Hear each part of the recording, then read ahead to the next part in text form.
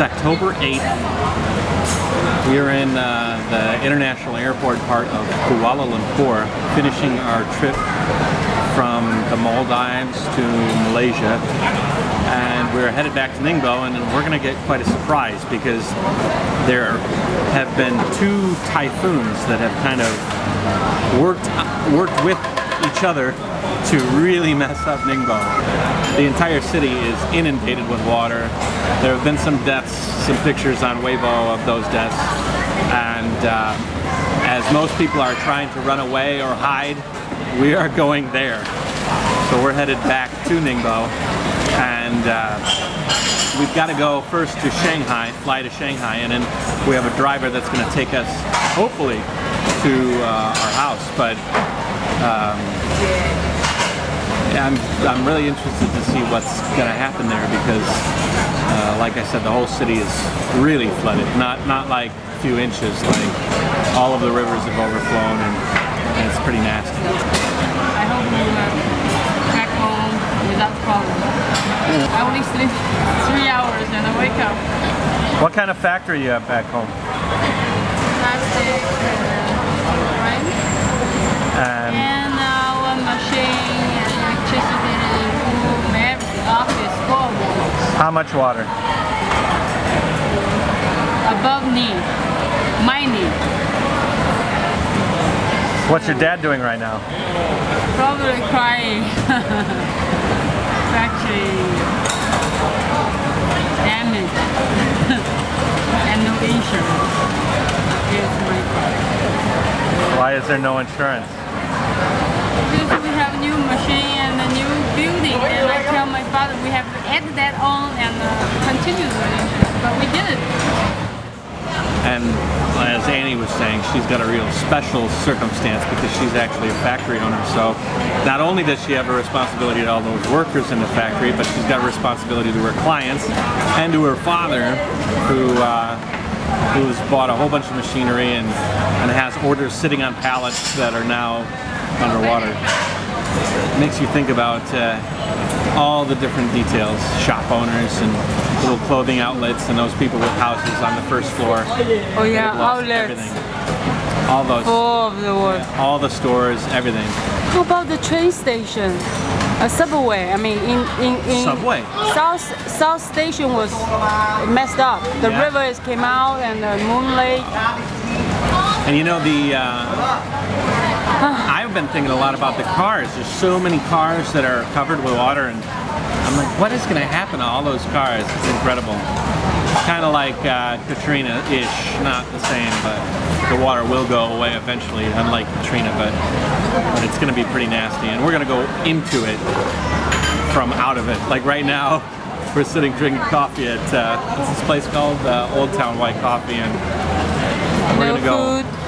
We got food and everything right now, but when we get there, we're not going to have any food because all the food's been raided. We're not going to have, hopefully, we got to stock up on water. Get a bunch of cases before we... Maybe in Shanghai airport? Yeah. We should get however many cases of water we can get. Even maybe your sister could use it. Yeah, we cannot use the water recently. Annie's trying to find a boat so that she can get up and down the streets.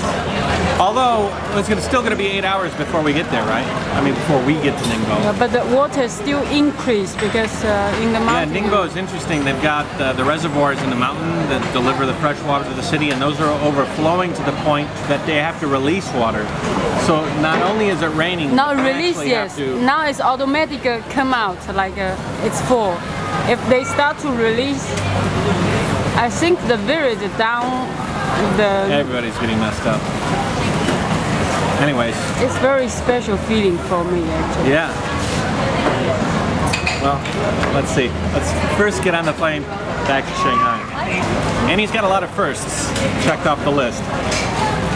She's going to add this one. First ever mega flood while she's outside of her own city. Anyway, we have to JaYoe.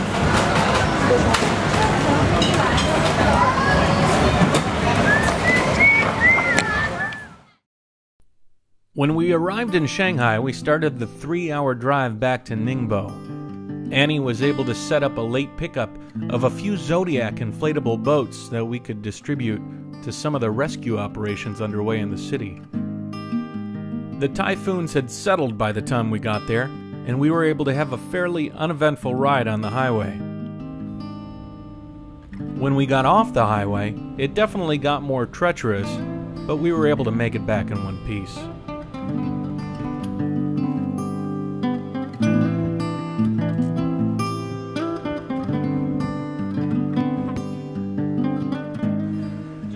The next day, we ventured to Annie's factory, where it was supposed to be one of the most affected areas. We actually had to ditch the car and go the majority of the way on foot. The water was just too high.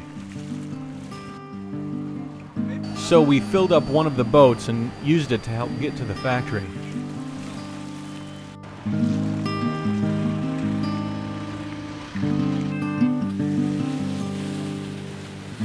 China in general is set up in localized areas, different factories that provide different products grouped together in different districts. Annie's factory was located in a lower area, and most of the factories were underwater by at least 2 feet at this time. We spent the whole day assessing damage and ferrying people to higher ground. Annie's factory sustained quite a loss, but we started cleaning immediately, and over the next couple of days we got everything back up and running. Over the following days we did our best to put our boats to some good use as well, but eventually the water subsided and the city got back to normal. Whatever the case, it was unexpected to go from paradise in the Maldives to tragedy in Ningbo. You know, when a tragedy like this hits, it's nice to see what your city is capable of, and it was nice to see Ningbo band together and clean up as quick and expeditiously as possible. JaYoe.